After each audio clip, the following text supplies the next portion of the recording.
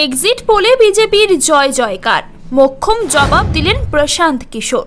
তার ভবিষ্যৎবাণী খুব একটা ভুল হয় না, সেই কারণেই তিনি ভোট কুশলী। কথা হচ্ছে প্রশান্ত কিশোরের। ভোটের ফল নিয়ে ভবিষ্যৎবাণী করেছিলেন। ভোট চলাকালীনও কোন দল কেমন ফল করবে তার আভাস দিয়েছিলেন তিনি। লোকসভা নির্বাচনের ভোট গ্রহণ শেষ হতেই প্রকাশ পেয়েছে এক্সিট পোল। সেই এক্সিট পোল দেখে এবার কি প্রতিক্রিয়া দিলেন প্রশান্ত কিশোর। শনিবার ভোট শেষ হতেই সন্ধে থেকে বুথ ফেরত সমীক্ষা বা এক্সিট পোল শুরু হয়। সমস্ত এক্সিট পোলেই বলা হয়েছে তৃতীয়বারের জন্য গেরুয়া ঝড় উঠতে চলেছে।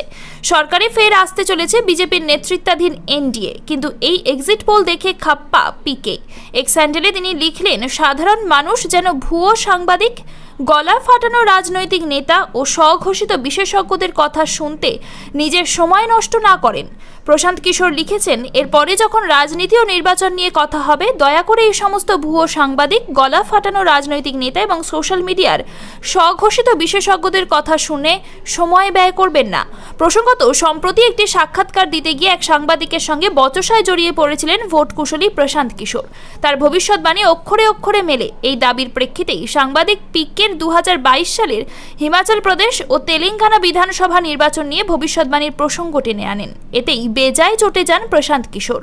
দাবি করেন, কখনোই তিনি দাবি করেননি যে কংগ্রেস হিমাচলে হারবে। ভিডিও প্রমাণ দেখাতে পারলে তিনি ভোট কুশলীর কাজ ছেড়ে দেবেন। 4 জুন তার ভবিষ্যৎবাণী মেলে কিনা তাও মিলিয়ে দেখার চ্যালেঞ্জ করেছেন প্রশান্ত কিশোর।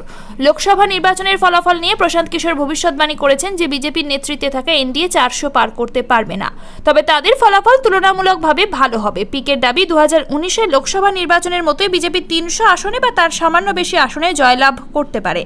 পশ্চিম ও উত্তর ভারতে কোনো তাৎপর্যপূর্ণ আসন বাড়ার সম্ভাবনা নেই।